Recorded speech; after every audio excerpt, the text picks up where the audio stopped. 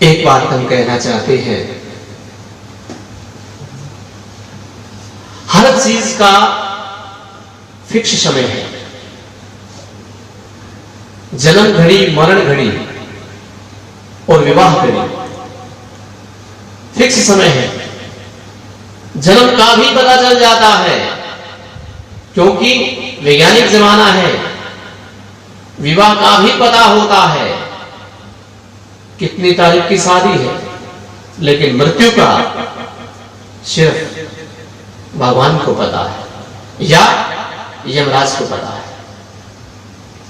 इसीलिए श्री सुखदेव जी महाराज ने राजा परीक्षित को साप्ताहिक श्रीमद् भागवत कथा का श्रवण कराते समय कहा था, मृत्यु अटल सत्य है, टल नहीं सकती। मृत्यु को हमेशा याद रखो। संत कहते हैं जो भगवान के भक्त मृत्यु को याद रखते हैं वो कभी दुखी नहीं हो सकते, क्योंकि हर पल उनको मृत्यु सामने नजर आती है। अब हम आपको एक उदाहरण देते हैं। प्रसंग है गुजरात का, कलयुग की घटना है, कोई काल्पनिक नहीं है। एक संत हुए, गौशाला चलाते थे,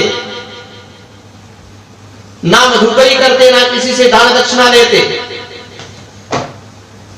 ना किसी शिष्य को बनाया, ना किसी के घर में गए, सिर्फ अपने आश्रम में रहा करते, गौशाला में गौ मैया की सेवा करते। जितना दुग्ध होता उन दुग्ध से गायों के बच्चों को पिलाते और स्वयं का पालन पोषण करते। आश्रम में ही गायों के खाने के लिए चारा उगा लेते। ना काहू से वैर, ना काहू से दोस्ती, ऐसा उनका स्वभाव था। लेकिन अगर उनके श्रीमुख से कोई वचन निकल गया तो उसे ब्रह्मा जी भी नहीं डाल सकते थे, ऐसा उनका वचन था। भगवान की भक्ति थी और ठाकुर जी के बाल स्वरूप की सेवा क्या करते थे, वे गोपाल के नाथ थे। अब गुजरात के उस गांव में एक सेठ जी रहा करते थे, बहुत धन वाले थे, शहरों में बहुत फैक्ट्रियां लगी थी। किसी ने कहा, महाराज हमारे इस आश्रम में, गौशाला में एक महात्मा जी रहते हैं और उनका कहा हुआ वचन असत्य नहीं होता। अब विडंबना है, जो ज्यादा धन वाले लोग होते हैं वो ज्यादातर तो भगवान पे विश्वास नहीं करते, और थोड़ा बहुत करते भी है, संतों पे नहीं करते, और संतों पे करते तो उनकी वाणी पे नहीं करते। वो अपने मन के मोजी होते हैं, तो उनके पास धन है, धन का अहंकार है। अब वो सेठ सोचता है कि विचार करते हैं कि परीक्षा क्यों ली जाए महात्मा को, कि लोगों को बेवकूफ बनाते हैं कि बाकी सत्य में ये ऐसा है। अब सेठ जी महाराज गाड़ी उठाई, 15-20 अपने नौकर चाकरों के साथ 15-20 गाड़ियों की लाइन लगा करके संत महात्मा की आश्रम में गए, गौशाला में गए। महात्मा जी गौ सेवा में लगे हैं। जाकर के सेठ जी बैठ गए आश्रम में। आधा घंटा हो गया, महाराज जी नहीं आए। फिर किसी सेवादार से कहा कि भैया महाराज को बोलो फलाना सेठ आया आपसे मिलने के लिए, आपसे ज्ञान गोष्ठी करनी है। ज्ञान गोष्ठी करने के लिए हम आए हैं।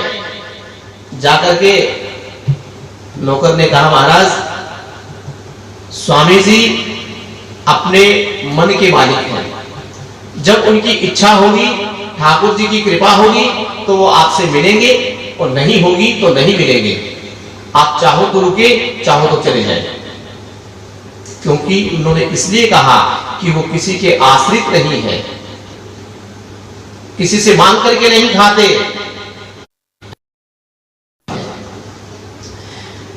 शेठ जी थोड़ी देर बैठे रहे, ठाकुर जी की कृपा हुई। आकर के अपने शिष्य से कहा, जो सेवादार थे, कि भैया ये आए हैं, इनको दूध पिलाएं। उन्होंने दूध दिया। शेठ जी ने प्रसाद ग्रहण किया। शेठ जी को महाराज ने कहा, जाओ महाराज। बोले नहीं महाराज, हम तो आपका दर्शन करने आए थे। तो वो दर्शन हो गया, बस ठीक है, आप जाइए। कहते नहीं महाराज, हमें आपसे कुछ ज्ञान गोष्ठी करनी है, कुछ बातें करनी है। महाराज ने कहा अच्छा बोलिए, क्या बात करनी है आपसे। तो सेठ जी ने कहा महाराज एक बात सुनी हमने कि आपके श्रीमुख से जो वचन निकल जाता है वो असत्य नहीं होता, क्या ये सत्य है? अब महाराज को ये बात अच्छी नहीं लगी और लगेगी भी नहीं। जो संत है उनको अपनी बड़ाई अच्छी नहीं लगती, जो पाखंडी और ढोंगी होते हैं उनको अपनी बड़ाई अच्छी लगती है। अब महाराज ने कहा कि तू ये बात तो छोड़ और कोई बात कर। तो कहते महाराज एक बात और सुनी मैंने कि आप कोई मधुकरी नहीं करते, किसी से चंदा नहीं लेते, तो फिर ये आपकी इतनी बड़ी गौशाला कैसे चलती है? आप तो आश्रम से बाहर भी नहीं निकलते, किसी के घर में नहीं जाते, तो ये आपका जो परिवार है गौओं का, ये कैसे चलता है? अब तो महाराज बड़े क्रोधित हुए मन में, तो संत है बाहर क्रोध नहीं दिखा रहे, मन में क्रोधित हुए कि हमारे जीवन से सेठ को क्या लेना देना, हमने कभी जीवन में इससे सताया नहीं और ये हमारे प्रश्नों पे बाढ़ चला रहा है। महात्मा ने कहा कि देखो सेठ जी, इन बातों को तो मैं जानता नहीं, लेकिन ये बताओ आज क्या वार है? सेठ जी ने कहा महाराज आज तो एतवार संडे है, रविवार है। तो महाराज ने कहा अगले एतवार से पहले पहले तुम मर जाओगे। इतना कहकर के संत महात्मा उठकर चले गए। अब तो सेठ की धरती निकल गई, कांप गया सेठ, डर गया। सुना था कि संत के श्रीमुख से निकला हुआ वचन असत्य नहीं होता। परीक्षा लेने आया था, बेचारा खुद परीक्षा बनकर रह गया। संत जी को आवाज लगाता है, संत महात्मा अपने गायों की सेवा में चले गए, धक्का मार के निकाल दिया सेठ को, जाओ। सेठ बेचारा डरा सहमा अपनी गाड़ी में बैठा, घर पर आया, आकर के घंटा 2 घंटा तो वो एकांत में रहा नहीं गया। तो कुछ देर पश्चात अपनी धर्म पत्नी को बुलाया, बुला करके सभी बेटियों को बुलाओ, सभी बेटों को बुलाओ, रिश्तेदारों को बुलाओ, एक वकील को बुलाओ। शाम के समय सभी एकत्रित हो गए। महाराज जी ने वकील को बुलाया, अपने बेटों को सब बंटवारा कर दिया, जितना अपना धन था, जितनी फैक्ट्रियां कारोबार थे सब बंटवारा कर दिया, जितनी नकदी थी अपनी पत्नी को समझा दी, तिजोरी की चाबियां दे दी, सभी को बांट दिया। एक गज धरती का भी अपने नाम नहीं रखा, प्लाट सब अपने बेटों को वितरित कर दिया, सबका बंटवारा कर दिया। अब रात को जैसे तैसे काट ली। सुबह उठे, सोमवार हुआ, मन में मृत्यु का भय, अब भोजन नहीं कर रहे पत्नी के हाथ से, डर लगता है। संतों का वचन है, झूठ नहीं हो सकता है मेरी पत्नी मेरे भोजन में जहर ना मिला दे, हो सकता है भूल से जहर मिल जाए। तो पत्नी को कहते तुम मेरा भोजन मत बनाना, मैं स्वयं भोजन बनाऊंगा। सेठ जी स्वयं भोजन बनाते हैं, 2 रोटी पा लेते हैं, फिर अपने कमरे में जाकर के बंद मृत्यु को याद, ठाकुर जी को याद, श्री राम को याद, भगवान भोलेनाथ को याद करते हैं, सिमरन करते हैं, पाठ करते हैं जैसा आता है। ऐसे करते करते सोमवार चला गया, मंगलवार भी आ गया। घर से बाहर नहीं जा रहे, डर लगता है घर से बाहर गया तो मोटरसाइकिल वाला मार देगा, चपेट में भर जाऊंगा, रोड पे निकला कोई गाड़ी का एक्सीडेंट हो जाएगा। घर से बाहर भी नहीं जा रहे। मंगलवार भी चला गया, बुधवार आ गया। अब तो महाराज उस एसी से डरने लगे कि इस बिजली के करंट से ना मर जाऊं। जाकर के बाहर उनकी छोटी सी एक बैठने के लिए जगह बनाई हुई थी, जहां पर गाय रख सकते हैं, क्योंकि प्राचीन समय में हर घर में गाय हुआ करती थी। उस गाय वाली झोपड़ी में जाकर के अपना बिस्तर लगा लिया, ना कोई बिजली, ना कोई पंखा, ना कोई आगनी, ऐसा कोई चीज नहीं जिससे मर सके। वहीं पे अपना भोजन लेकर के जाते हैं, वही पा लेते हैं, वही सो जाते हैं, ठाकुर जी का नाम का सिमरन और मृत्यु को याद रखते हैं। करते करते शनिवार आ गया, अब तो ठाकुर जी की कृपा से उनको रहा नहीं गया, मृत्यु का भय सताने लगा। सिर्फ मात्र एक रात्रि बची है, एतवार को मर जाऊंगा। संत ने ऐसा कहा है। ऐसा करते करते शनिवार की रात में बीत गई। रविवार आ गया और डर सताने लगा।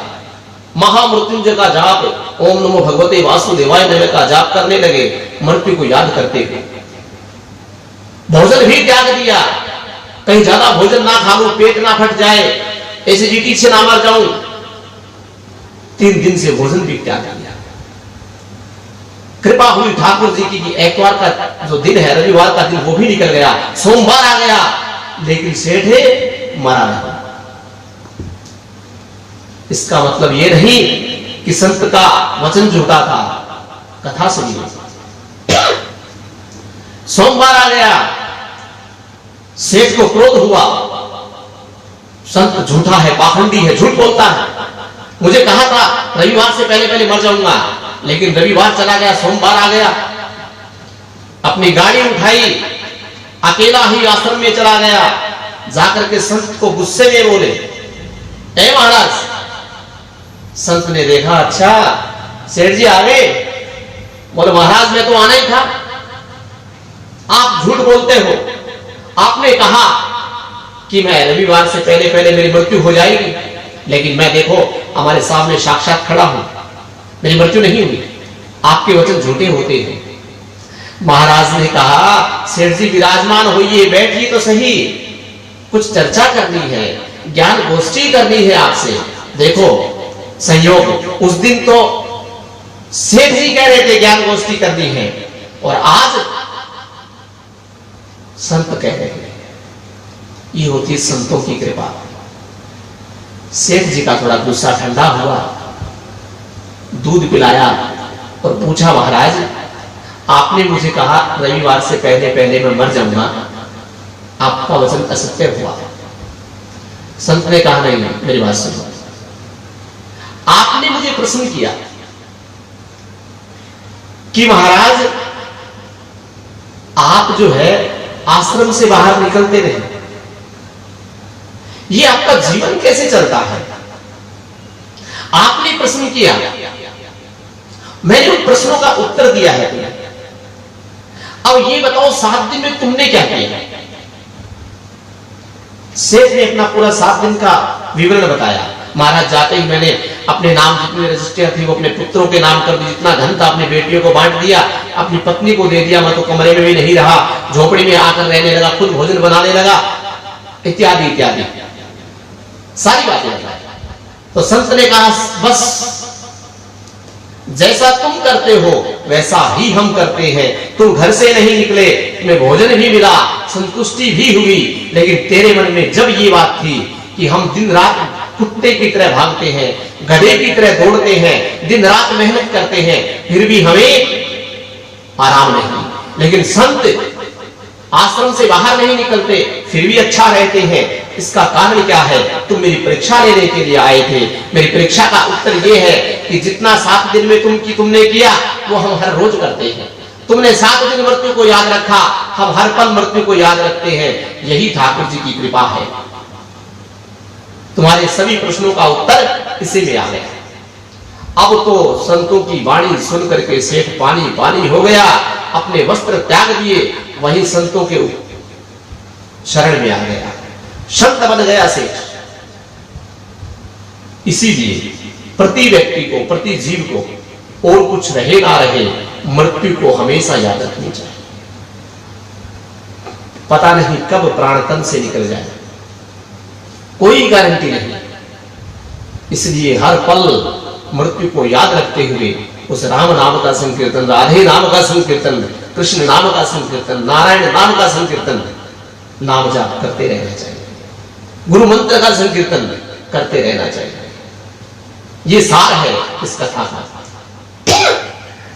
क्यों?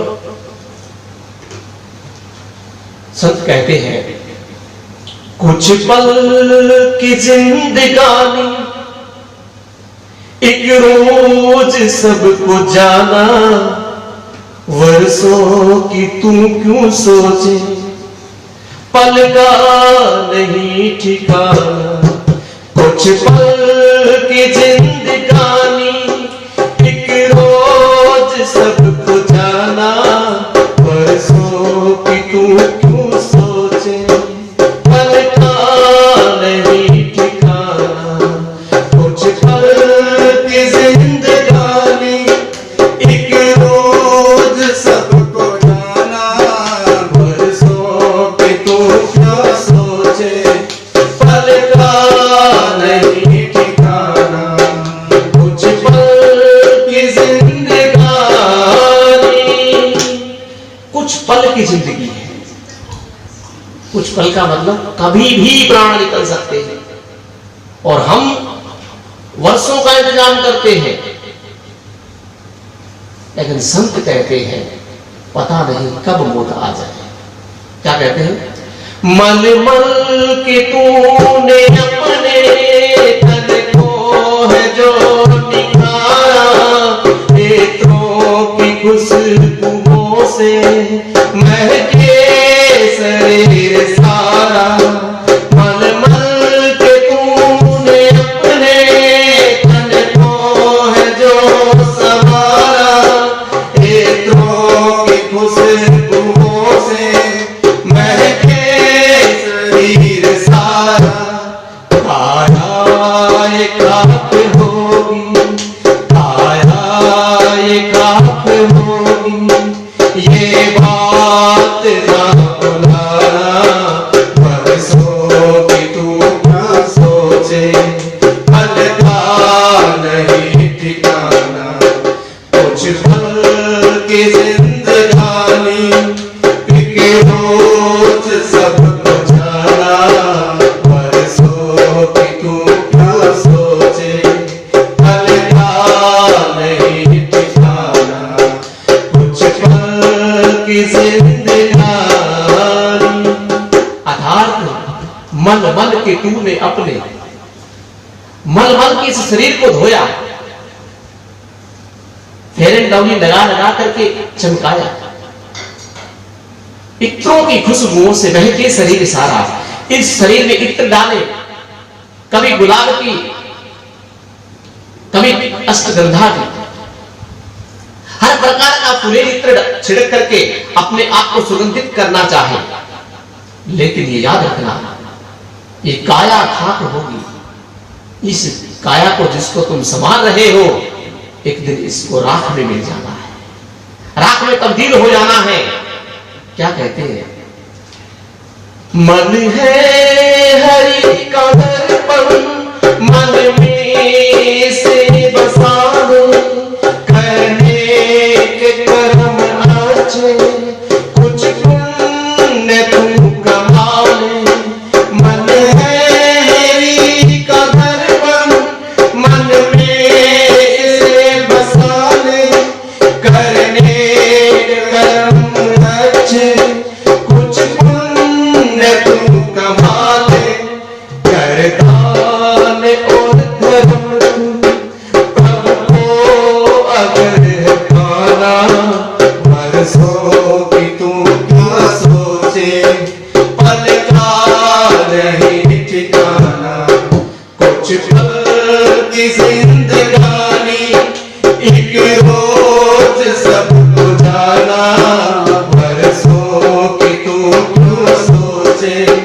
पल का नहीं ठिकाना, कुछ पल की जिंदगानी।